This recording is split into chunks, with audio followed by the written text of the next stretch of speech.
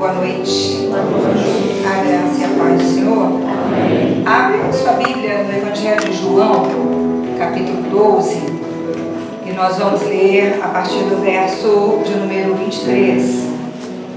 Evangelho de João, capítulo de número 12, e vamos fazer a leitura a partir do verso de número 23. Você que já encontrou, feche seus olhos mais uma vez. Se coloque na presença do Santo Espírito do Senhor. Eu creio que essa noite é uma noite em que o Senhor vai nos tocar. Amém. Vai tocar no mais profundo do nosso ser. Encontrar os recantos onde nenhuma voz chega, nenhuma presença transita. Só Ele. Tem a ver com o resgate, um amor, um conhecimento de quem nos criou para Ele. Senhor, toca-os, toca-nos com Teu Espírito. De maneira tão intensa, desperta-nos na fé, de forma que nunca venhamos desanimar, nem desviar.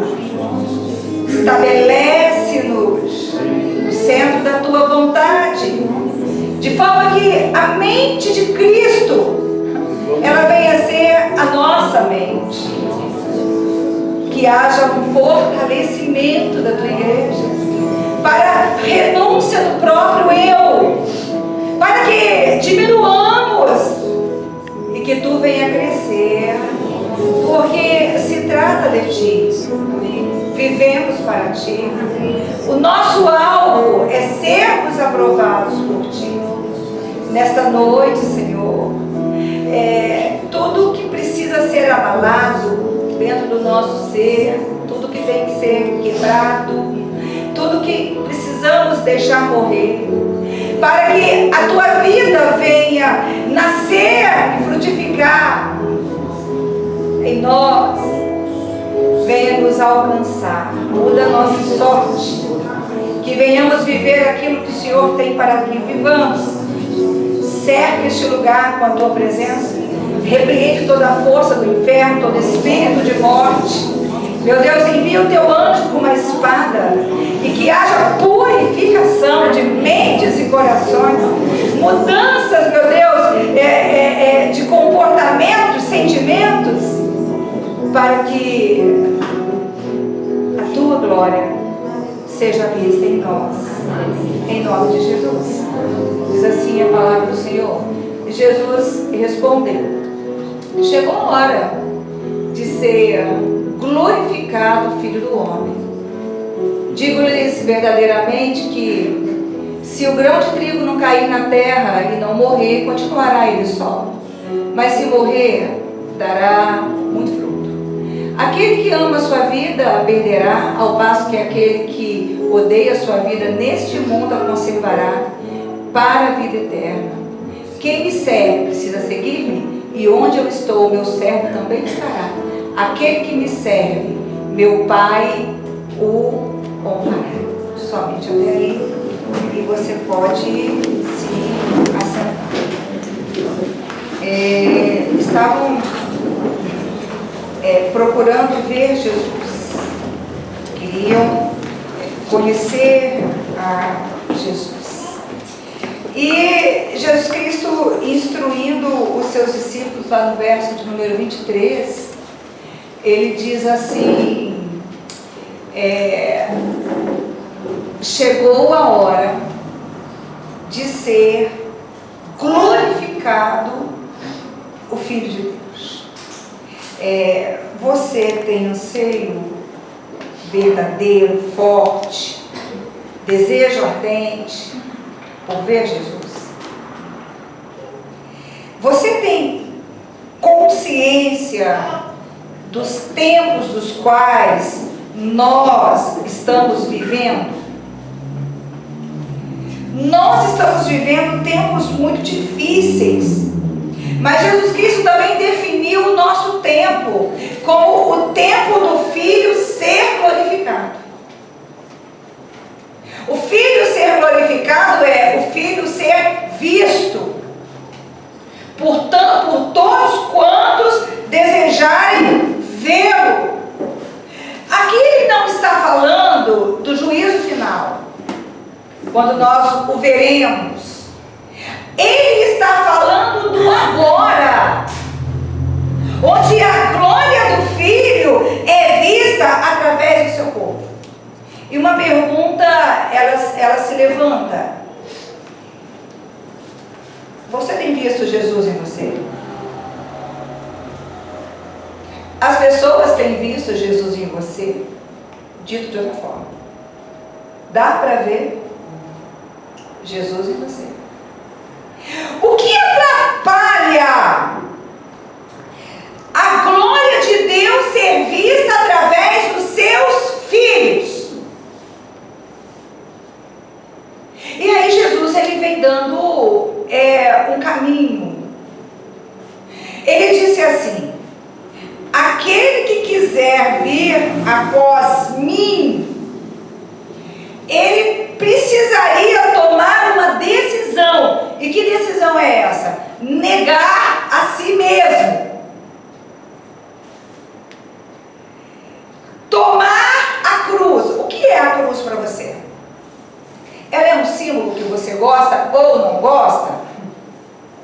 Ela é um pingente que você usa como joia? Quais os momentos em que a cruz ela tem um sentido para você? Como será vista a glória de Deus através de seus filhos? Através da presença do Espírito Santo em nós. Você sabia que as pessoas, os crentes, têm muito menos conhecimento e contato e intimidade do que deveriam ter com o Espírito Santo? Pastora, por que eu vou à igreja há 5 anos, há 20 anos, há 50 anos e eu não sinto isso, eu não percebo, não acontece comigo? Por que eu faço campanhas, eu faço correntes, propósitos, mas não acontece comigo? Por que esse sentimento, esse pensamento, essa forma de ser errada, que eu não consigo romper, por que eu não mudo, pastora? Porque eu louvo, porque eu oro, porque eu tenho um ministério. Sabe o que Jesus falou? Que Ele é a porta. E não tem como tirar Cristo da cruz. A cruz é parte intrínseca do ministério de Jesus Cristo, concernente à nossa salvação. A salvação ela é efetivada, consumada, completada através da cruz. A cruz não termina quando Ele ressuscita. A cruz continua sendo o meu destino e o seu destino. Não adianta eu orar sem estar na cruz. Não adianta eu vir para a igreja, não adianta eu ter um ministério, não adianta eu fazer nada se não for através da cruz. Se você não estiver morrendo, se você não estiver se auto-renunciando, se você não estiver negando a si mesmo, se você não estiver abandonando a tua vida, odiando a vida da terra, você pode até sentir a presença do Espírito Santo, mas vai ser de passagem. E o Espírito Santo ele foi destinado para morar dentro de mim e dentro de você. Porque é o Espírito Santo que é a espada de Deus, apta para separar as coisas dentro da nossa alma, dentro do nosso espírito, dentro do nosso ser.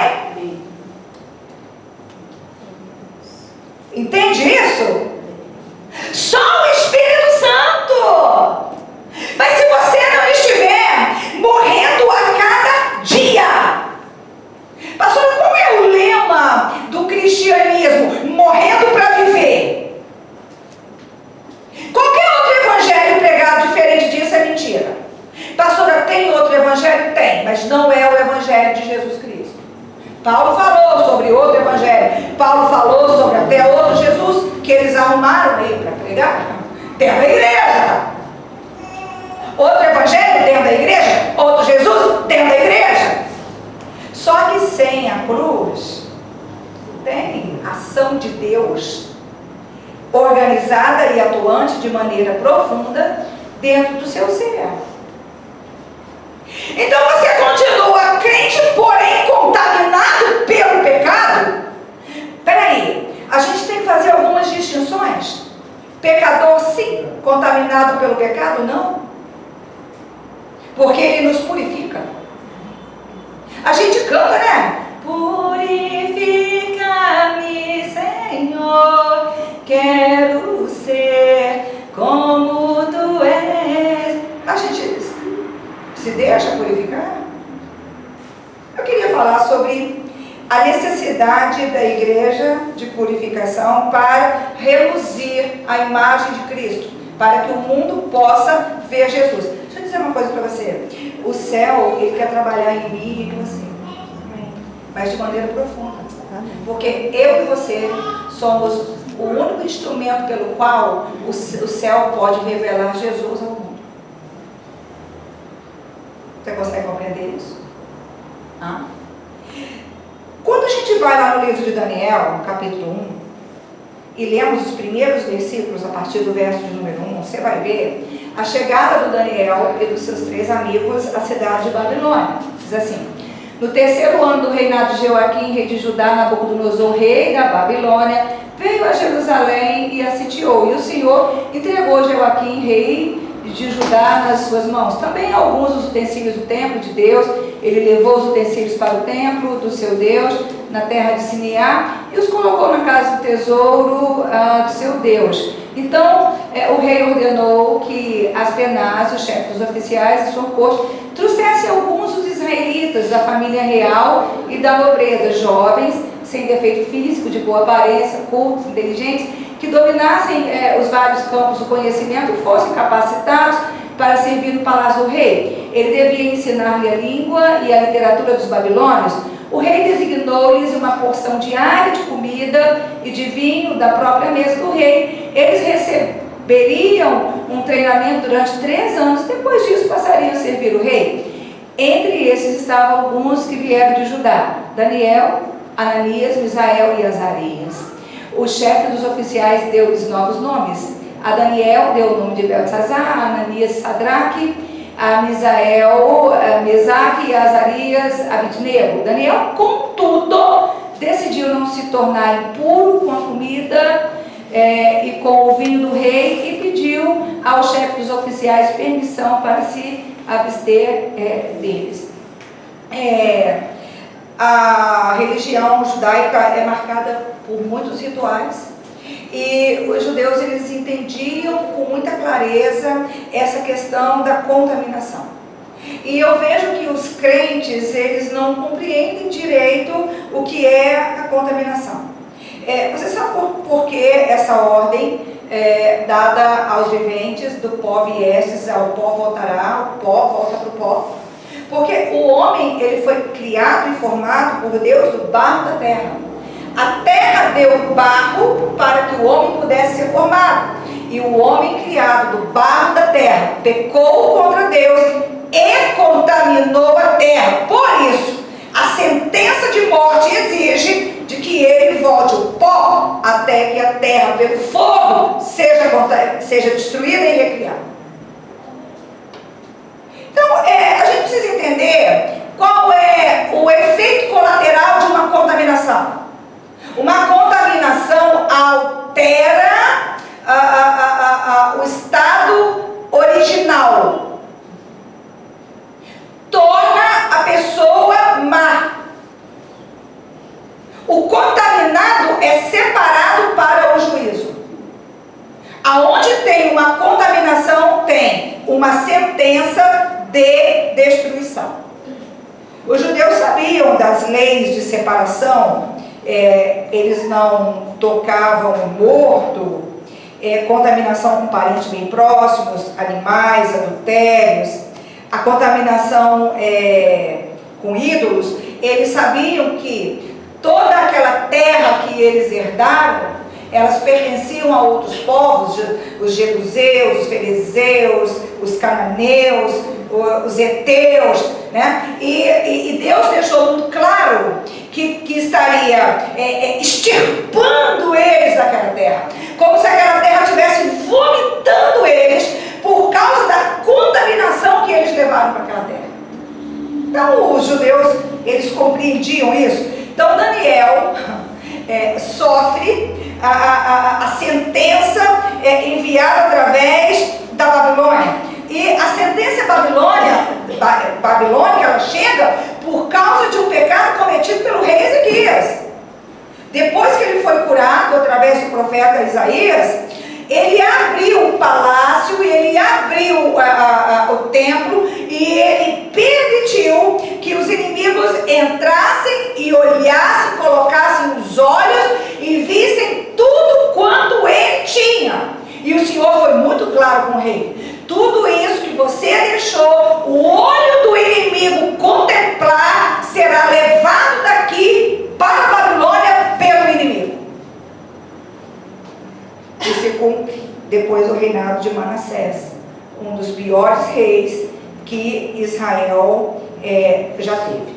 Lá no livro de Isaías, no capítulo 24, a partir do verso de número 1, o profeta, ele fala sobre o pranto. Ele diz que a terra pranteia e ele diz que a terra murcha. E ele traz em lista algumas contaminações. Ele diz assim: veja, o Senhor vai arrasar a terra e devastá-la, arruinará sua superfície e espalhará os seus habitantes, falando de Judá e falando de Jerusalém. Será o mesmo para o sacerdote e para o povo, ou seja, ninguém está isento. Para o senhor e para o servo, para a senhora e para a serva, para o vendedor e para o comprador, para quem toma emprestado e para quem empresta, para o devedor e para o credor. Essa sentença de contaminação da terra iria atingir a todos de maneira igual. A terra será completamente arrasada, olha, e totalmente saqueada. Quem falou esta palavra foi o Senhor. A terra seca-se e murcha. O mundo definha e murcha. Definham os nomes da terra. A terra está contaminada pelos seus habitantes porque desobedeceram as leis, violaram os decretos, quebraram a aliança eterna. Por isso a maldição consome a terra, o seu povo é culpado. Por isso os habitantes da terra são consumidos pelo fogo, ao ponto de sobrarem pouquíssimos. O vinho, né, que é a alegria, vai-se, e a videira murcha, e todos os que se divertiam gemem, e o som festivo dos tamborins foi silenciado, o barulho dos que se alegram parou, e a harpa cheia de júbilo está muda. Já não bebem vinho, entoando canções, bebida fermentada é amarga para os que as bebem. A cidade vã está em ruínas e a entrada de cada casa está fechada. Nas ruas clamam por vinho. Toda a alegria chegou ao fim e toda a celebração foi eliminada da terra. A cidade foi deixada em ruínas e as suas portas feitas em pedaços. Assim será na terra, entre as nações, quando se usa a vara na oliveira e se buscam os restos das uvas após a colheita. Então, o profeta ele vai dizendo uma série de consequências que os judeus eles sofreriam por conta de pecados que contaminam a terra. Mas hoje eu queria falar de algumas contaminações. E a primeira contaminação que eu gostaria de mencionar é a idolatria. No livro de Atos, no capítulo 15, a partir do verso de número 20, Lucas registra assim: pelo contrário, devemos escrever a eles dizendo-lhes que se abstenham de comida contaminada pelos ídolos, da imoralidade sexual, da carne de animais estrangulados e do sangue, pois desde os tempos antigos Moisés é pregado em todas as cidades, sendo lido nas sinagogas todos os sábados. Então os apóstolos e os presbíteros, com toda a igreja, decidiram escolher alguns entre eles e enviá-los a Antioquia com Paulo e Barnabé. Escolheram Judas, chamado Barsabás, e Silas, 2 líderes entre os irmãos. Então, esse é o primeiro sínodo da igreja primitiva. Os discípulos se reúnem e eles estabelecem um conjunto de mandamentos e de regras para que a igreja venha a ser estruturada. E uma questão trazida, tratada e ampliada é a questão da idolatria. Eu queria falar da idolatria, mas não daquela idolatria de ídolos, porque dentro da igreja evangélica quase inexistente. Quase ninguém tem um ídolo, uma imagem se prostra diante dela. Mas eu queria falar da pior idolatria existente dentro da igreja do Senhor hoje, que é a idolatria do ego. Onde as pessoas, elas são membros de uma igreja, elas têm compromisso com a igreja, elas conhecem a palavra, elas oram e entoam canções, mas elas só fazem aquilo que elas querem. Elas vão na igreja quando querem. Elas leem a Bíblia quando dá vontade. Elas oram praticamente quando tem uma demanda, uma necessidade sua. Mas elas se dizem crentes. Pastora, mas por que você está dizendo que este tipo de comportamento é idolatria? Quando você vai lá para os evangelhos, e Jesus Cristo está falando do reino de Deus, e ele usa uma parábola e ele diz que o Senhor deu uma festa de casamento e ele mandou convidar, e as 3 desculpas apresentadas pelos convidados são: eu não posso ir porque eu me casei, eu não posso ir porque eu comprei um pedaço de terra, eu não posso ir porque eu comprei uma junta de bois, trabalho. Então, peraí. Família, trabalho, terra, posses, são colocadas dentro do coração com importância acima de Deus. Pastora, o que é um ídolo? É tudo aquilo que divide o seu coração com a presença do Senhor Jesus. O que é mais importante para você? Eu tenho 4 filhas. A melhor parte chegou com os netos. Deus foi bom comigo. Eu nunca deixei de servir ao Senhor por causa das minhas filhas. E nem por causa dos meus netos.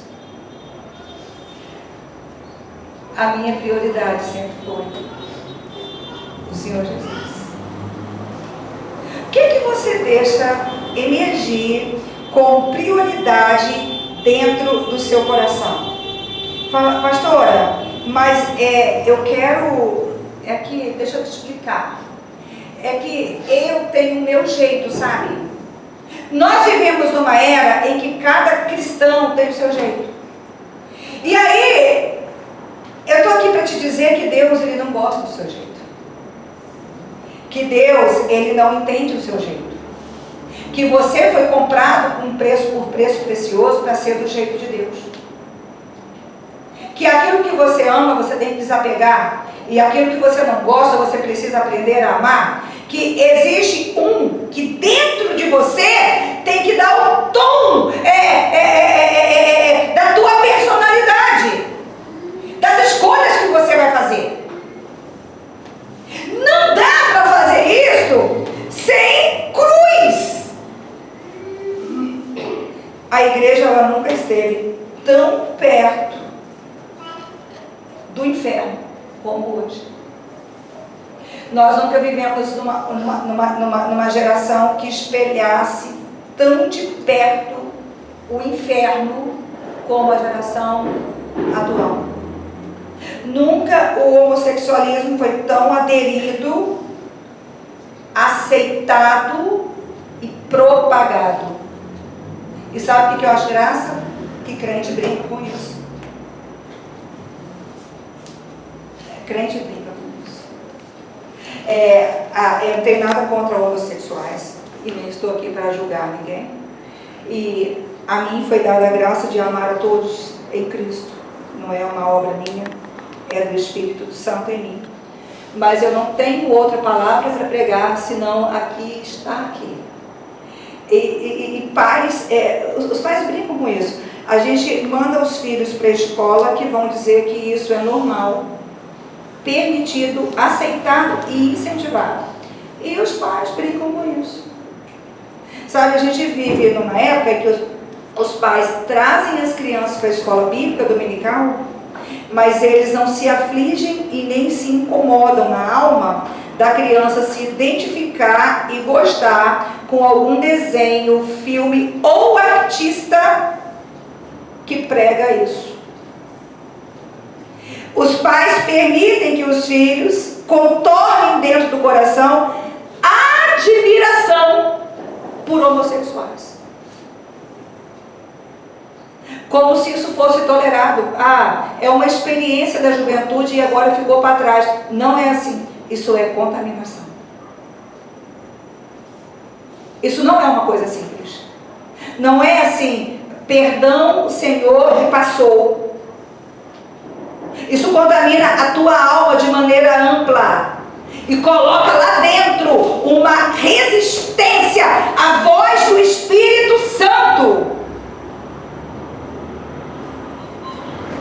O diabo tem soprado isso no teu ouvido para te parecer simpático, aceitável? Qual tem sido a sua reação frente a isso? E qual tem sido a tua reação com os teus filhos? Principalmente quanto à moda. Eu me lembro da Tainá adolescente, porque queria pintar o cabelo de azul, sei lá, de que cor, não sei o que. Eu falei, pode pintar, filhinha. Mamãe raspa. Sempre quis aprender a cortar cabelo. Tem alguma coisa mais? Não, mas dá uma olhada, porque cada segmento tem o seu símbolo. Tem coisas que são simbólicas. Por que a igreja de Cristo, que tem que ser sal e luz para o mundo, tem que se espelhar no demônio? Por quê? Enquanto era menor de 18, não pintou. Agora está com mais de 18. Eu não sei se pintar, o que acontece, não vou dizer. As pessoas dormem. Eu não sei como é que será. Mas peraí, o que eu estou dizendo para você é que dentro de você tem que ter uma oposição clara, declarada e definida. Clara, declarada e definida. Isso não é uma brincadeira. Não é uma coisa que eu declaro com a minha boca e depois morreu Maria. Porque a contaminação não é coisa que passa. Para a contaminação ter sido removida da minha vida, pastora, qual é a nossa contaminação? O pecado. Para essa contaminação que nos colocou na mão do demônio enquanto na terra, sujeito a ser roubado, morto e destruído, que é o que ele veio fazer. E inferno no final da vida custou a vida do Filho de Deus na cruz do Calvário. É coisa simples? É ideia? É para você ficar brincando? Eu gosto disso. Aqui meu melhor amigo, eu sou assim, simpatizante com as drag. É você ficar brincando com isso? Tem a ver com condição da tua alma. Se dentro dela tem uma contaminação, é algo que vai atrair o juízo de Deus para eliminar. Ou a salvação, que é a morte do seu eu, para que Cristo seja glorificado e brilhe através de você. Não, a idolatria do ego. Todo pensa que pode fazer qualquer coisa do seu jeito. Fala, pastora, mas graças a Deus eu não tenho, eu não sou idólatra. Então a gente colocou aqui: consequências da idolatria: cegueira espiritual. Ser uma pessoa com discernimento espiritual rápido? Não. Pode orar, jejuar, impor as mãos, que você não pega no tranco. Você entende tudo: sistemas, teoremas, problemas, mas quando é para discernir espiritualmente, você não entende. Como é que é o nome disso? Cegueira espiritual. Resultado direto, consequência direto da idolatria. Pastora, eu não tenho tempo para nada. Você já viu gente que não tem tempo para nada? Idolatria. Como assim você não tem tempo para nada? Então o foco da tua vida não é Jesus. Ele não está atuante e governante dentro de você. Pastora, embaraços do nada. A coisa começa a ir. Aí de repente embola, e ao invés de eu avançar como eu pensei que eu iria, eu retrocedo. Consequência de idolatria. Por que a avareza ela é um ídolo? Porque você coloca coisas, valores acima de Deus dentro da tua vida. Então, peraí, pastor, eu vivo estafado, cansado, morrendo assim, desfalecendo, estafado. Não tem pessoas que vivem assim? Caindo pelas tabelas. Idolatria. Peraí. Deus, Ele é o gestor da nossa vida. Dá uma olhada e vê se o seu primeiro tem sido dado para Ele. Se você comparece à igreja quando Deus precisa de você lá. É outro engano da idolatria, né? Pastor, eu vou ao culto para receber. Então eu levo um termômetro para ver se a unção foi forte, se a palavra foi boa, se ele foi leve ou se ele foi pesado. Se eu saí extasiado, emocionalmente maravilhado, se alguma palavra falou comigo, alguma profecia ou não. Peraí, o culto é onde você quebra o teu interior, você apresenta a renúncia do teu ser para que o Espírito Santo desça e trabalhe pelo povo. Está tudo trocado. Este conceito de idolatria, esta contaminação de idolatria. Segunda contaminação, Tiago 3, verso 1. Vamos ver o que Tiago fala no capítulo 3.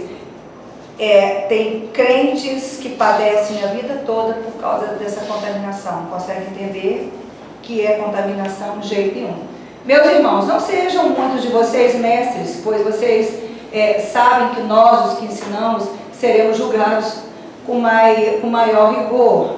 Aqui, primeiro, qual é a paulada que ele está dando? Soberba. Sabe aquele crente que sabe tudo? Tudo ele sabe, tudo ele discerne, tudo ele entende. Aí o Tiago já dá a primeira pancada e diz assim: todos tropeçamos de muitas maneiras. Se alguém não tropeça no falar, tal homem é perfeito, sendo também capaz de dominar o seu corpo. Quando colocamos freios na boca dos cavalos, para que eles nos obedeçam, podemos controlar o animal todo. Tomem também como exemplo os navios, embora sejam tão grandes e impelidos por fortes ventos, são dirigidos por um leme muito pequeno, conforme a vontade do piloto. Semelhantemente, a língua é um pequeno órgão do corpo, mas se vangloria de grandes coisas. Vejam como um grande bosque incendiado por uma simples fagulha, assim também a língua é um fogo, é um mundo de iniquidade. A contaminação por palavras. Nota que o apóstolo está dizendo que a língua, ela é um fogo e ela é um mundo de iniquidades, colocada entre os membros do nosso corpo, contamina a pessoa por inteiro. Presta atenção, o que você fala pode contaminar a sua vida toda.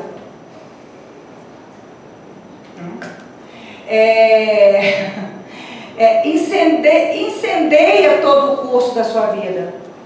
Deus tem um curso.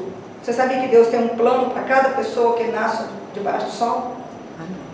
E o que você fala pode mudar o curso que Deus tem para a sua vida. É sério ou não é sério? Sendo ela mesma incendiada pelo inferno. Vamos lá. Vamos corrigir alguns misticismos. Eu conheço muitos crentes que acham que se declarar palavras de poder, a vida é abençoada. Deus está no controle. Aleluia, já venci, a vitória é minha. Aqui, não está.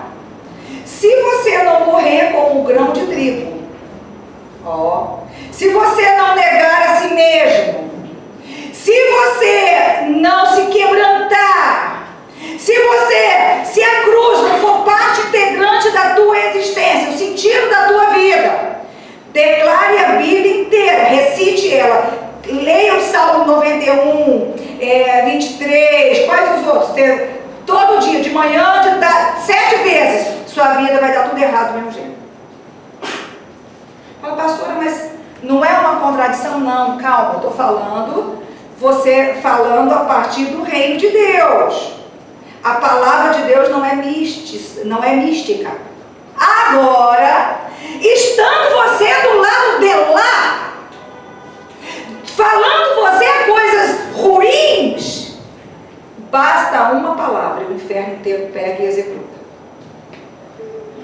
Fala, pastora, não é justo. Não, eu não estou dizendo se é ou se não é. A Bíblia diz que é assim que é. Então presta bem atenção.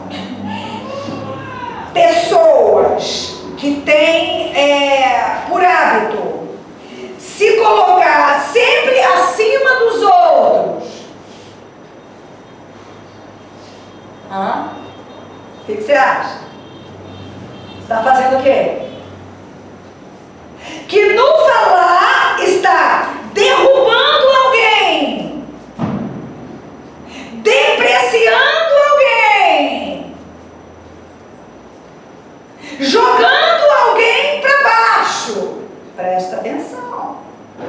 O que você acha? Fala arrogante. Tem gente que por meio da fala ela humilha o tempo todo. Ela não fala, alfineta. Cada frase é diferente. Ele diz assim, mas peraí, pastora, eu fiz o Yom Kippur junto com o jejum de Daniel e colocou tudo a perder quando abriu a boca. Você entende isso? Essas coisas são tão sérias que eu conheci uma irmã diaconisa. Aqui seria uma obreira, né? Mas a nomenclatura na igreja era outra, diaconisa. Criou 3 filhos na igreja. E essa irmã, coitada, ela tinha um problema. Mas ela falava mal de todo mundo. Tudo que você queria saber, podia ir nela que ela sabia. Aqui mataram alguém falou o quê? Teve uma confusão lá no Afeganistão. Irmã fulano, a senhora só. Sim! Te dava. De graça. Bonitinho. E um dia ela me contou que ela tinha técnica. Eu falei assim, irmã, como é que você consegue saber de tudo? Porque o dia pequeno a mulher sabia demais, gente. É sério? Ela falou assim, que você não sabe, eu tenho uma técnica. Eu já sei o que eu vou fazer, já coloco aqui, Aí eu já entro na casa, já sei o que eu quero saber. Oi, tudo bem, tudo bem? Aí eu já jogo no ar. Quando a pessoa fala o que eu quero saber, encerrou o assunto, eu já vou checar o outro. Eu não estou brincando. Ela me disse com vantagem. E eu reencontrei essa irmã, infelizmente, uns 10 anos depois. E ela tinha 2 meninos e 2 meninas. Um estava foragido, um estava preso e a menina estava casando com um grávida do outro. E ela já cansada, sufocada. E eu estava sempre falando com ela, minha irmã. Ela falou assim, Cris, eu sei, é a língua, né? Mas eu não consigo mudar. É a língua, né? É assim, sabe? Conformada. É a minha língua, né? Mas eu não consigo mudar. Já viu aquelas pessoas que elas falam do mal que viveram? Aconteceu uma coisa ruim com ela, uma fatalidade. Está vivo, vai acontecer, não tem jeito. Às vezes a gente tem que falar, né? Na terapia, por exemplo, para o médico, para alguém, né? Para a pastora que vai te ajudar. Tá bom. Mas tem gente que fica falando naquilo todo dia, 24 horas por dia. Você já viu isso? Está sempre trazendo a mazela de volta. E sempre falando o quanto que sofre, o quanto que sofreu, o quanto que penou, que pagou. Isso te contamina. Sabe por quê? Tudo aquilo que fica presente na tua mente contamina a tua imaginação e é reproduzido na tua realidade. Hoje a ciência já descobriu isso. E a psicanálise, a psicologia chamam de alguns nomes. Autossabotagem, resistência, boicote, por aí vai. Mas será que a palavra de Deus, que é uma espada de dois gumes, ela não tem condição de cortar este mal pela raiz? Será? Será que nós não temos de fato condição de mudar? Lá no carta de Tito, capítulo 1, creio eu que seja o verso 13, vamos ver.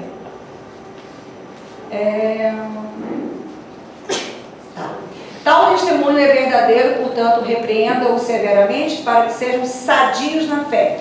E não deem atenção a lendas judaicas, nem a mandamentos de homens que rejeitam a verdade. Para os puros, todas as coisas são puras. Para os impuros e descrentes, nada é puro. De fato, tanto a mente como a consciência deles estão corrompidos. Eles afirmam que conhecem a Deus, mas por seus atos o negam. São detestáveis, desobedientes, desqualificados para qualquer boa obra. Vamos falar de impureza, contaminação da mente. Mente contaminada. O que é uma mente contaminada? É uma pessoa que ela conversa com o outro em busca de defeito. Ela tem uma desconfiança dentro da alma.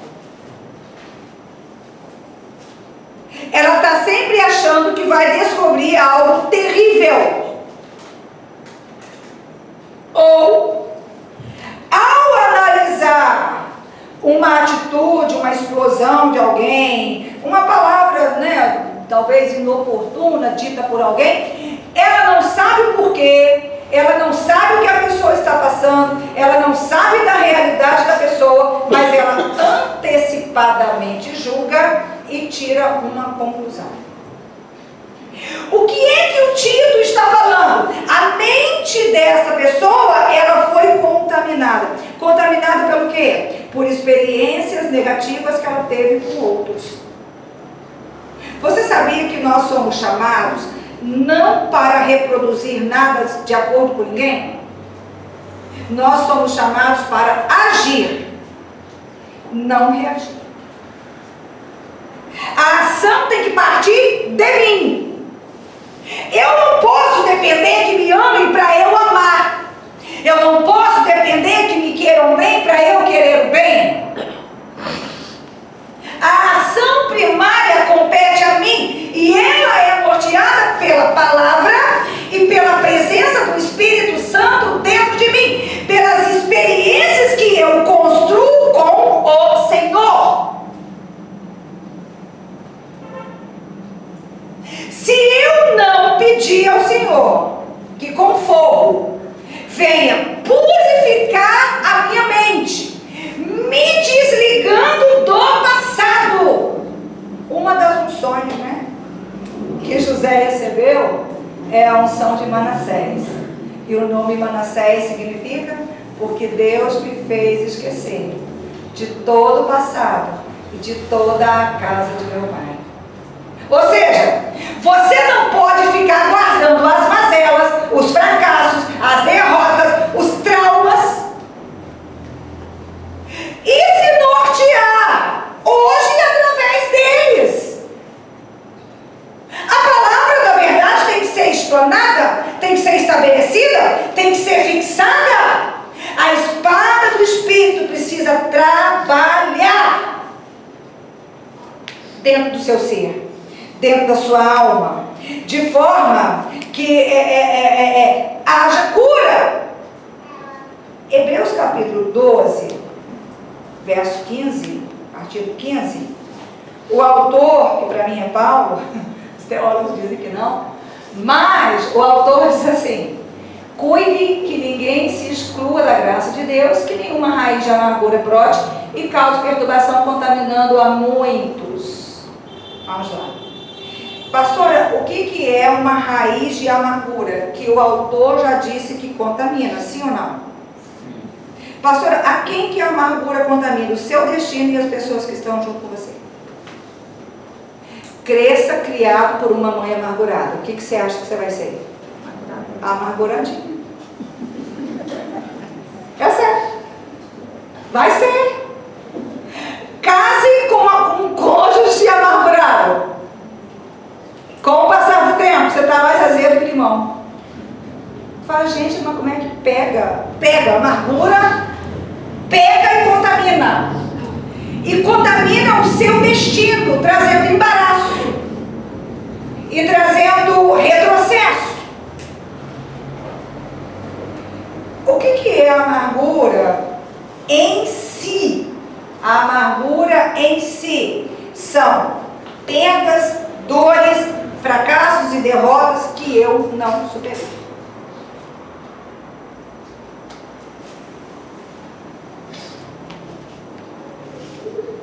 Mas pastora, é que você não sabe, e nem estou dizendo que sei. O que eu sei é que se você não buscar até que o Espírito e a palavra te remova de dentro de você, de forma que você aceite, ressignifique e siga em frente, tendo o Senhor Jesus como cumprimento da tua vida, você vai reproduzir aquela amargura. A sua vida vai ser uma bacia de amarguras. Você vai colecionar, você vai ter de todas as épocas. Você sabe que eu gosto do apóstolo Paulo quando ele fala que há loucura dentro da igreja do Senhor. Mas pastor, o que é uma loucura? Loucura é a pessoa conhecer Cristo e deixar que qualquer outra coisa governe a mente dela, o ser dela, a cabeça dela, o imaginário dela. Então, nós estamos falando de coisas que nos contaminam. O que nós temos hoje é uma igreja mística. O que é uma igreja mística, pastor? Não, pastor, já viu o crente falar assim? É que eu sou azarado. Já viu? Eu sou uma pessoa... Mas peraí, você acredita em Jesus ou no azar? Porque nos dois não dá. Sabe por quê, pastora? Todo mundo que eu conheço foi pago certo. Aí eu fui pago errado. Eu sou o quê? Azarado. Não. Porque você não permitiu que a palavra sondasse a sua mente, sondasse o seu coração, descesse nos recantos profundos. Bom, você não quis morrer. Bom. Quando Paulo fala assim, porque nada nos separará do amor de Deus, que está em Jesus Cristo, nosso Senhor. Está lá em carta aos Romanos. E aí ele faz uma lista, né? Nem a morte, nem fome, nem altura, nem principado. Mas se você volta o texto um pouquinho, é para aqueles que foram crucificados com Cristo. Só o morto, só o que odiou a vida na carne. Eu não estou dizendo para você sair e pedir a Deus para morrer. Não é isso. Ah, pastor, então a saída é morrer, então eu vou pedir a Deus para morrer, já tem sentido? Não, não é isso. É você odiar, não ter por precioso ou preservável em nível nenhum a vida da carne. Porque a carne, ela é uma crosta que envolve o teu ser e não permite que o Espírito Santo frutifique em você. Por isso, se quiser refletir a glória do Senhor, se quiser ver Jesus, se quiser que o mundo veja Jesus em você, você precisa morrer. E não tem outro jeito. E aí tem gente que fala assim, pastor, é tão difícil, né? Aí, não, pastor, sabe por que porque a vida, a porta larga, né? Por que a porta larga vai mais gente? Porque é mais fácil. Parece que não tem preço, né? Eu pego e não pago. Se eu quiser ser de Deus, eu vou ter que negar a mim mesma, negar a minha vontade. Eu vou ter que me contrariar. Preço. Mas não, se eu quiser pecar. Uma vez alguém disse assim pra mim, mas ser bandido é muito bom, cara. Eu sou bandido mesmo. Eu não tenho que refletir nada. Eu vou fazendo e pronto. Qual é o máximo? Bandido, já sou? Engano. Porque quem vive no pecado paga. Bonitinho ali. Pastor, qual que é o preço? A alma. Você não morre. Você não toma a cruz. Você não segue o Senhor. Mas você custeia a tua vida pecaminosa com a tua alma. E o diabo está lá doidinho para você desistir. Você vê que ele não desiste. Jesus é levado pelo Espírito Santo após o batismo ao monte, no início do seu ministério. Quem aparece lá? O diabo. Ele foi levado para isso. Propósito de Satanás: vitória sem cruz. Tudo isso te darei. Aqui, você não precisa ir para a cruz e você não precisa morrer. Você não precisa passar vergonha, a tua vulnerabilidade não precisa ser exposta. Nada disso. Você precisa sentir dor. Aqui, é só você me adorar. Me dá a tua alma. Aí Jesus diz: somente ao Senhor teu Deus adorarás. Somente a Ele prestará culto. Desce, começa o ministério. 3 anos depois, chegando no final do ministério do Senhor Jesus, Pedro vira para Jesus e fala o que para ele? Na cruz não. O Senhor não vai na cruz, o Senhor vai morrer na cruz. Eu não vou deixar. O que Jesus fala para o Pedro? Arreda-te, Satanás. Arreda-te, Satanás. Arreda-te, Satanás. Ele não vai desistir. Vão aparecer. A proposta veio do Pedro, tá? A proposta veio do Pedro. Não é qualquer um. Se você olhar um pouquinho antes, ele recebeu do Senhor Jesus o maior elogio que os discípulos puderam receber. Não foi sangue e carne que te revelou a minha identidade. Quem te revelou a minha identidade foi meu Pai que está nos céus. Você é Pedro, e sobre esta pedra eu vou edificar a minha igreja, e as portas do inferno não vão prevalecer contra ela, e o que você ligar aqui na terra vai ser ligado no céu, e o que desligar na terra será desligado no céu. Momentos depois, para trás, demônio. João fala, Paulo fala sobre falsos mestres que pregam falsas doutrinas, e muitos se deixam enganar por eles. Por quê? Essa é a pergunta. Por que um crente salvo é enganado por um falso crente, um falso pastor, uma falsa doutrina? Por quê? Porque negaram a cruz. Negaram a cruz. Grava. tudo que você fizer sem cruz, Deus não receberá.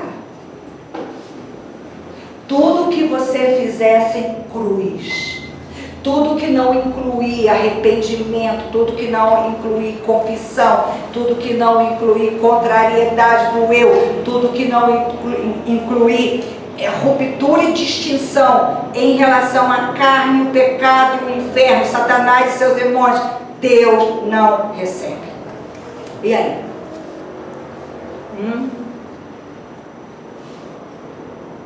Não recebe.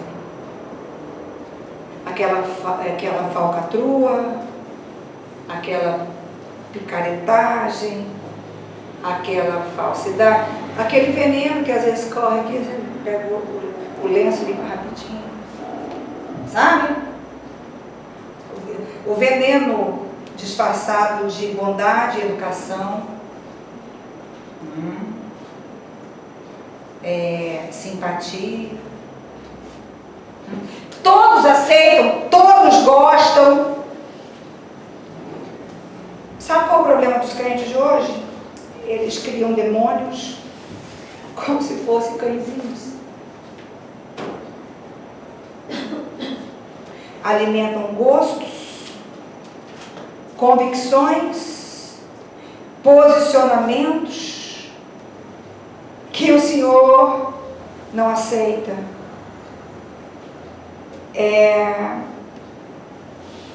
Não tem como ter vitória com Cristo sem dizer não para a carne. E o crente, ele tem condição de dizer não. Dá uma olhada rápida. Quais são as influências da tua história? Vamos lá. Os seus atos, as suas decisões, as suas conclusões, elas são fundamentadas em quê? Pastor, é fundamentado no que meu pai fez comigo quando era criança, minha mãe, nas rejeições. É fundamentado nas decepções que as lideranças das igrejas e os irmãos, nas traições, eu fiz o bem, eu recebi o mal. Em que mais? Na Netflix, no Google, aonde mais? Quais os sites? De onde? A construção do novo ser, a vida nova que Ele te deu, é fundamentada em quê? Fala aí pra mim. Quanto tempo na TV? Quantos aplicativos de TV você tem? Amazon, Netflix, Globoplay, o que mais? TV a cabo, quantos canais? Milhões. Quantas horas da internet? Ouvindo quem? Falando quê? Absorvendo quem? E refletindo o quê? Aí você vem dizer que a tua oração não sobe, que a tua vida não muda, que a paz não chega, você não vence nada, você está sempre pegando uma explicação. Sabe aquele crente dodói? Você tem que lidar com ele assim, como se estivesse pegando em cristal, porque Deus me dá uma batidinha. Aqui, crente tem que ser madeira de dar em doido. É a pedra fundamental. Quem bate em você se quebra, mas você fica inteiro. Você recebeu uma fé inabalável. O que está acontecendo? O que está acontecendo com você? O que você tem que cortar? TV? O que você tem que cortar? O que te contamina? Clips? TikTok? Pastor, é que eu caminho lá pelo TikTok. Posta vir, o quê? O que mais? Você se contamina com o quê? E com quem? E com quem? Aqui! Quem é o primeiro? Você sabia que quando você aceitou Jesus, você nasceu de novo? Nasceu? Nesse teu relacionamento seu com Deus, quem é que entra na frente? Jesus estava pregando e disseram assim: sua mãe e seus irmãos estão te chamando. claramente queria interferir em quê? No ministério dele, que era dele com quem? Com Deus. Qual a resposta que ele mandou? Minha mãe e meus irmãos são aqueles que fazem a vontade do meu pai. Não parece que ele foi mal criado com a mãe, desrespeitoso e não teve consideração? Não. Na hora da crucificação, ele honra Maria. Ele olha para João e fala assim: esta mulher agora é a sua mãe. Eu não vou estar aqui fisicamente para ampará-la. Você vai fazer isso no meu lugar. Só que entre você e Deus não pode entrar nada e nem ninguém. Você fala quantas horas por dia com incrédulos? Endemoniados? A trabalho, por lazer. Amigos. São inimigos de Deus, mas são seus amigos. Será que você não está igual o Jonas debaixo da bogoreira? Reprovado pelo céu e feliz da vida com a sombra? O Jonas estava reprovado pelo céu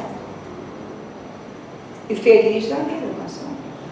Aí Deus fez correr a bogoreira para mostrar para ele os enganos que ele tinha que romper. O que ele tinha que mudar no coração dele. Porque não é ir lá e obedecer. Seu coração tem que mudar. Você tem que ser aprovado por Deus. É assim, ser salvo é fácil. Abrir o coração e levantar a mão. Se manter salvo é morrer a cada dia. E esse é o modo de viver do cristão. Nós precisamos de homens que sejam homens de Deus, dentro da casa de Deus. Homens que não contaminem a sua terra, que não contaminem o destino que Deus tem para você. Mulheres,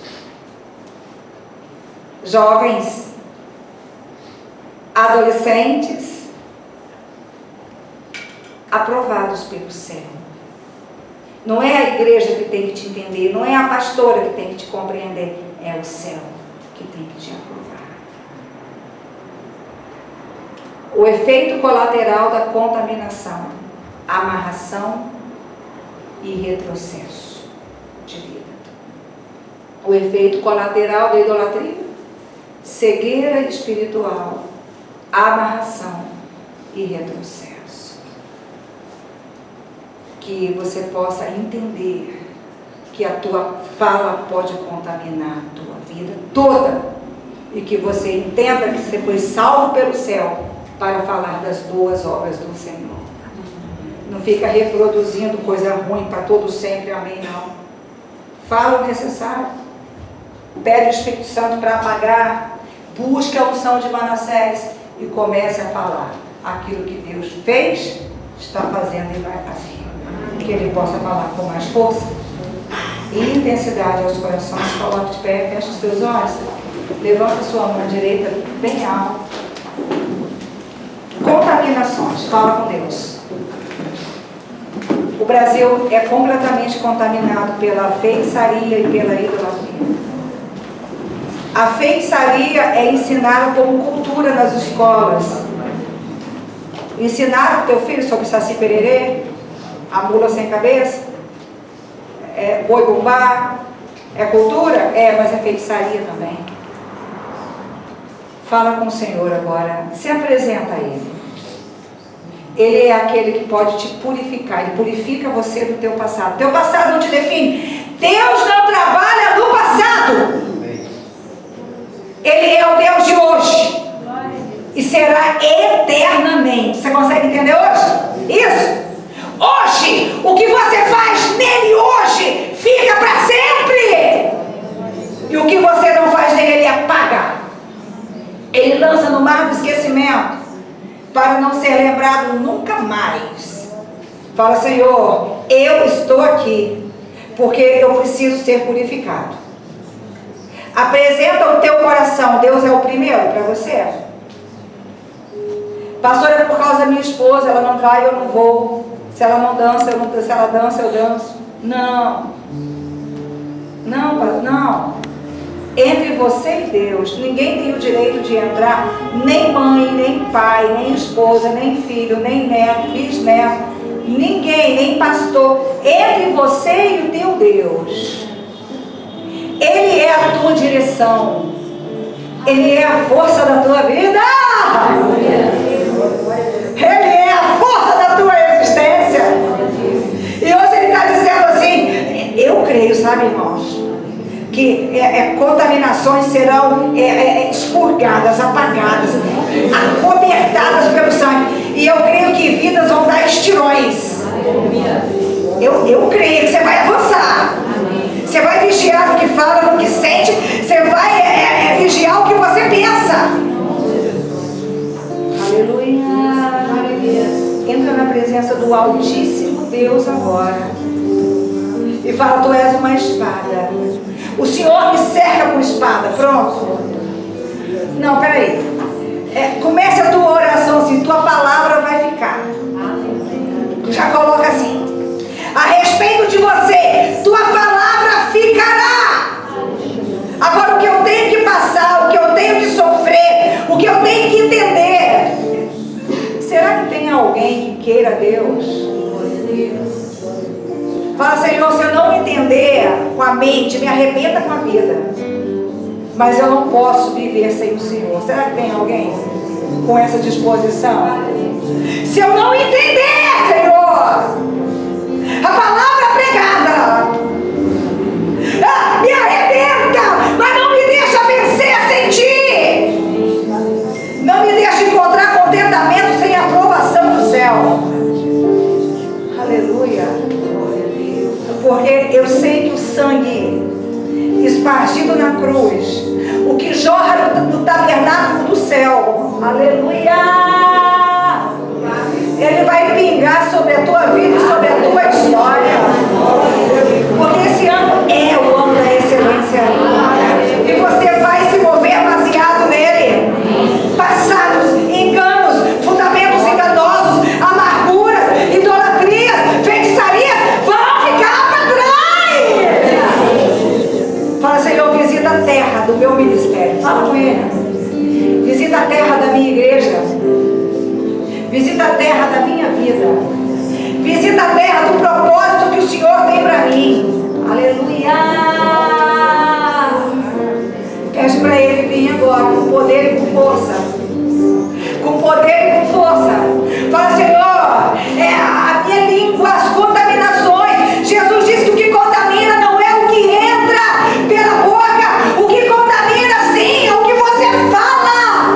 E Ele fala, o que você fala já está enraizado no teu coração. O que você fala instrumentaliza a tua imaginação, conduz o teu psiquismo, é o Senhor da tua alma. Glória a Deus, aleluia.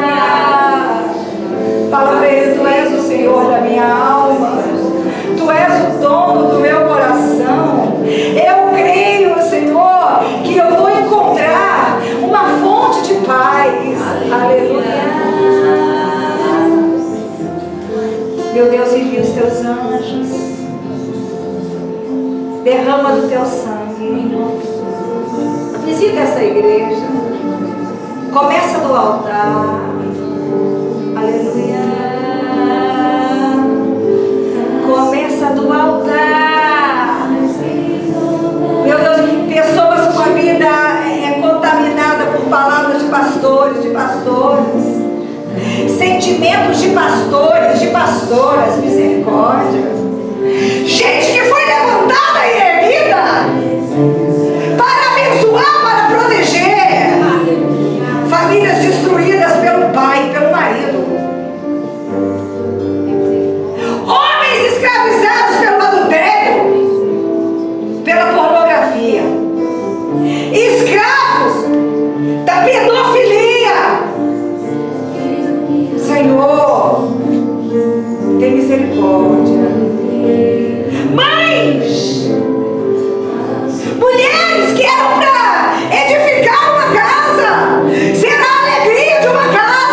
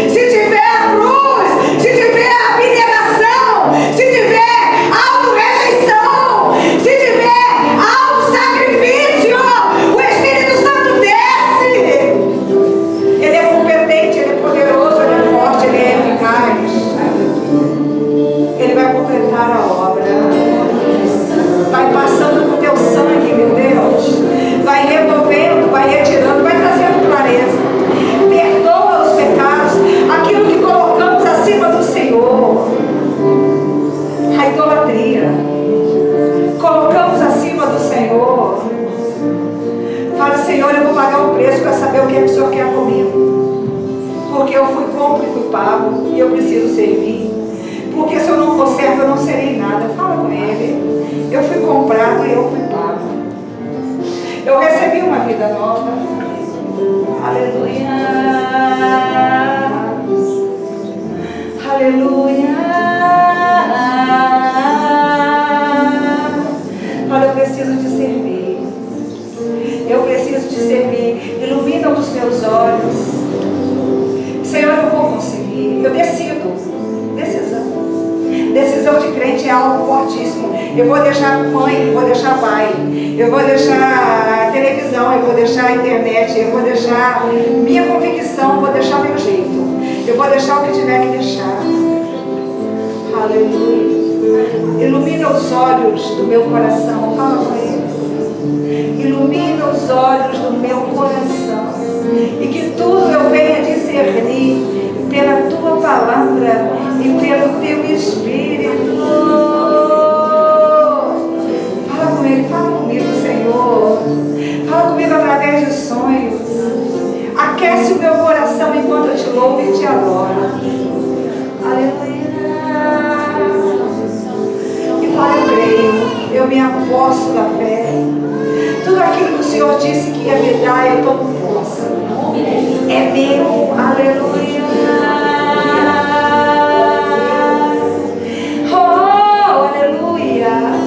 Abençoa a tua casa, abençoa a tua família, abençoa a tua igreja, abençoa o teu ministério, abençoa o teu nascimento, abençoa o teu corpo. Experimenta abençoar o teu corpo. Tudo que você faz e dizer que é feio, que é isso, que é assim, abençoa. Fala, Senhor, eu existo por causa do corpo. E a minha alma é mais importante do que o corpo, porque é a minha alma que ganha eternidade. E o meu corpo ganhará a forma da minha alma na ressurreição dos mortos. Fala com ele. Eu te agradeço, eu abençoo o dia em que eu nasci. Eu abençoo as pessoas de Deus que passaram pela minha vida. Eu abençoo a palavra que me foi revelada. Eu abençoo o Espírito Santo. Eu digo, bendito és. Você já falou do Espírito Santo? Bendito és. Bendito é o Espírito que me guia. Bendito é o Espírito que me guarda. Bendito é o Espírito que me instrui. Aleluia. Aleluia. Aleluia. Oferece as suas mãos para Ele. Que sejam mãos de resgate, mãos de resgate, para a glória do seu nome, em nome do Senhor Jesus. Levanta bem alto sua mão, porque abençoa o nosso estado. Hoje nós tivemos eleições, eu não sei os resultados, mas abençoe o governador que será eleito, que já foi eleito. Abençoe o presidente que foi eleito ou que será eleito. Fala, Senhor, aquele que foi eleito, que ele seja colocado agora debaixo da intercessão da tua igreja, porque quem governa é o céu. Senhor, dê a ele luz, dê a ele clareza, livra ele, Senhor, das armadilhas, e que ele venha fazer aquilo que vai beneficiar o seu reino, o seu povo, os empobrecidos, os necessitados. Fala, Senhor, abençoa o judiciário, abençoa a força policial das 3 instâncias, civil, militar e federal. Abençoa as autoridades desse país. Abençoa e salva o povo desse país. Que sejam guiados pela tua verdade, que tenham experiência com a verdade, que reflitam Jesus, para que Cristo possa ser visto. Dá autoridade até o último cidadão brasileiro. Aleluia. Que o Senhor te abençoe e te guarde. Faça resplandecer a luz do seu rosto sobre você e tenha misericórdia de você. Sobre você levante a luz do seu rosto e te dê a paz.